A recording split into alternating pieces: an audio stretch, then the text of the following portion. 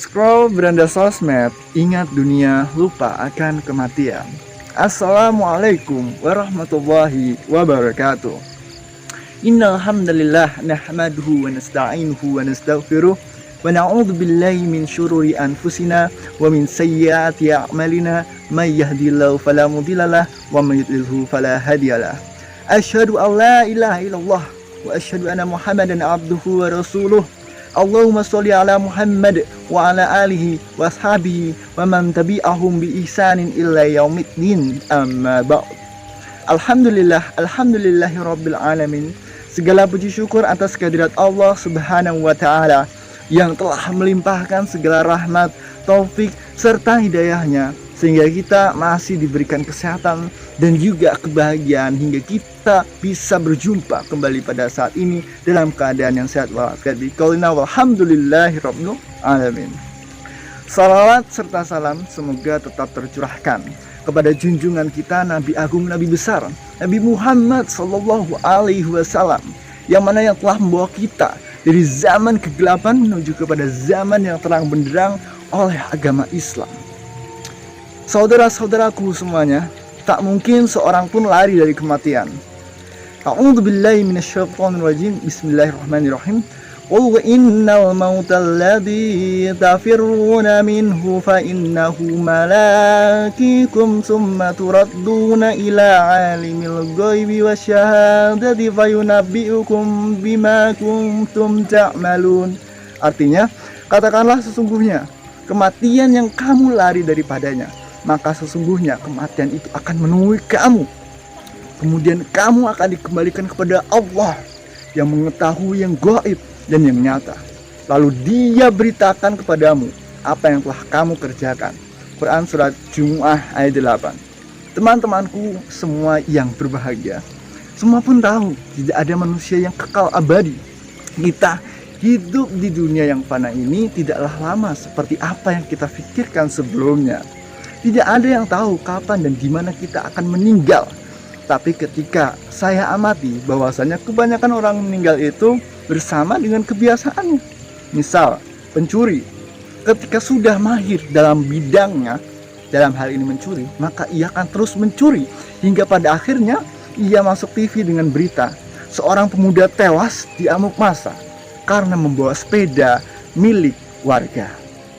Atau bisa juga seorang gamer yang terus-menerus memainkan game online tanpa kenal waktu hingga berani membentak kedua orang tuanya yang hanya ingin meminta tolong untuk dibelikan beberapa kilogram beras untuk makan sehari-hari.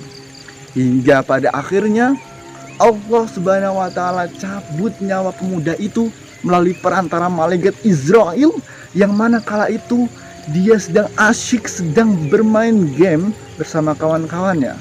Na'udzubillahi min zalik. Semoga itu tidak terjadi pada kita. Bahwasannya saudara-saudaraku semuanya harus diyakini bahwasannya kematian itu tak bisa dihindari. A'udzubillahi minasyaitonirrajim.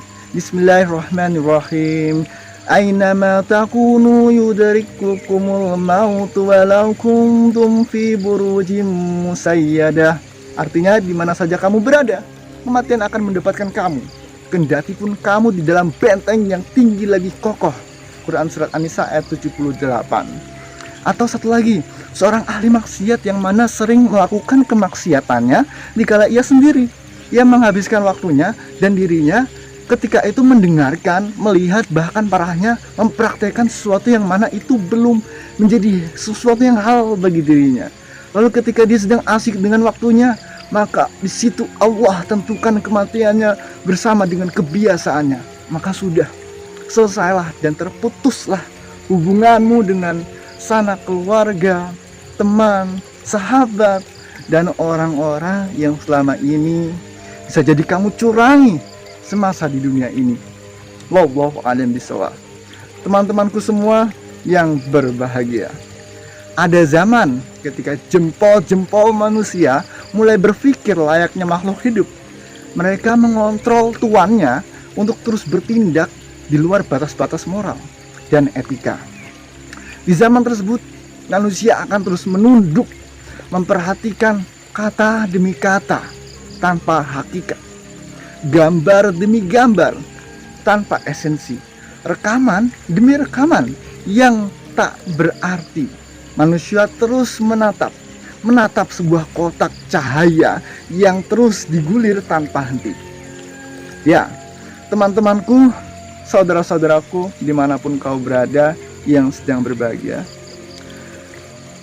mari kita menanyakan pertanyaan-pertanyaan berikut ke dalam diri kita sendiri. Yang pertama, berapa lama kita terjebak di dalam menatap layar ponsel, komputer, atau sebuah PC? Berapa lama kita sehari itu menggulir beranda Facebook? Berapa lama kita menonton video YouTube, TikTok, Instagram? Dan berapa lama waktu yang kita habiskan dalam memantau info-info para selebritis yang ada di Indonesia? Seberapa pentingkah kegiatan-kegiatan di atas dalam kehidupan kita sehari-hari? Apakah berdampak negatif atau positif bagi diri kita? Pertanyaan tersebut akan menjadi sebuah bahan renungan bagi kita sendiri. Sebenarnya pada saat itu kita itu sedang ngapain? Dan ya, mari kita lanjut. Media sosial menjadi sebuah gaya hidup bagi masyarakat dunia saat ini. Ya, hampir setiap orang dari berbagai rentang usia, baik remaja hingga dewasa, memiliki paling tidak sosial media atau setidaknya sebuah akun Facebook. Ya, pada dasarnya media sosial itu memiliki fungsi ini sebagai sarana media komunikasi. Jadi oleh karena itu biasanya media sosial ini digunakan sebagai sarana hiburan, mencari pertemanan, relasi, dan juga penyegaran pikiran agar fresh kembali. Namun, tahukah teman-teman tentang bagaimana sosial media menyeret kita ke dalam sebuah permasalahan yang besar, di mana kita itu produktivitas dan kesehatan mental kita terganggu, yang mana itu bisa disebut dengan doom scrolling. Apa itu doom scrolling? Doom scrolling adalah sebuah kegiatan atau tindakan menggulir aplikasi, khususnya media sosial dan situs berita yang tanpa henti-hentinya. Kegiatan tersebut dilakukan secara intens dan menghabiskan banyak waktu tanpa memperoleh manfaat yang lebih. Sebenarnya berselancar di dunia maya itu bisa menjadi salah satu cara untuk menyegarkan pikiran kita. Tetapi tak ada yang menjamin kualitas yang diperoleh atau masuk ke dalam diri kita itu semuanya baik. Seperti yang dijelaskan tadi, ledakan informasi di sosmed itu bisa menjadi tidak terkontrol. Alih-alih kita itu bisa untuk menyegarkan pikiran, informasi yang kita dapatkan malah menjadi berdampak buruk bagi kesehatan kita. Doom scrolling terjadi karena seorang individu atau diri kita ingin terus mendapatkan informasi-informasi terkini. Seorang psikoanalisis bernama Bebita Spinelli mengungkapkan, seseorang beralih ke media sosial untuk mendapatkan informasi di masa stres mereka. Dan doom scrolling menjadi mekanisme penanggulangan yang berhubungan dengan ketidakpastian dunia. Spinelli juga melanjutkan bahwasannya doom scrolling ini malah berpotensi memperparah kondisi ketidakpastian dan kabar berita yang terus berulang-ulang di kabar beranda kita. Itu malah akan memperburuk keadaan. Sehingga doom scrolling ini juga berkaitan erat dengan sebuah perasaan takut tertinggal sebuah informasi atau biasa disebut dengan FOMO atau Fear of Missing Out.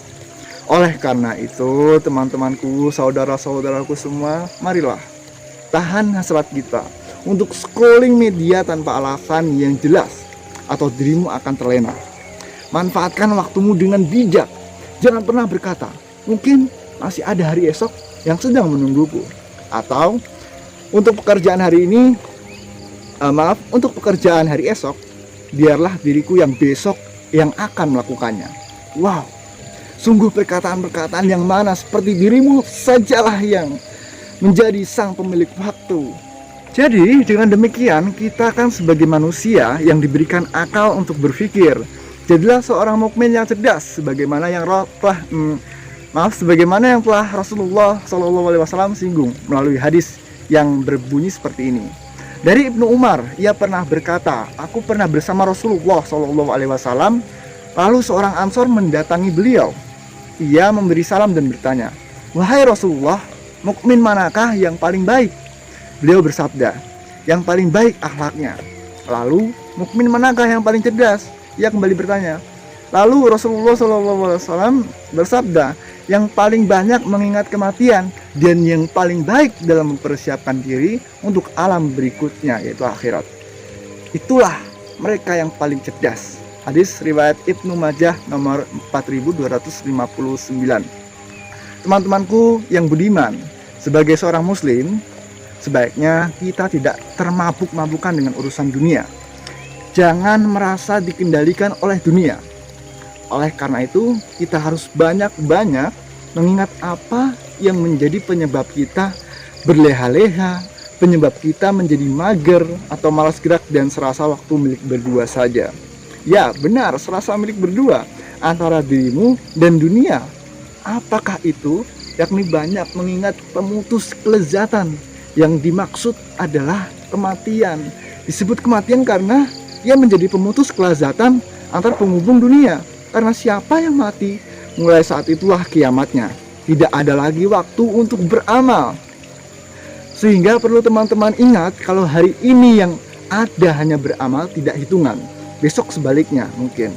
Demikian apa yang bisa saya sampaikan kepada teman-temanku atau saudara-saudaraku semuanya. Semoga bisa menyadarkan kita semuanya, khususnya buat saya sendiri. Mohon maaf bila ada kesalahan dalam menyampaikan. Billahi taufiq wal hidayah. Wassalamualaikum warahmatullahi wabarakatuh.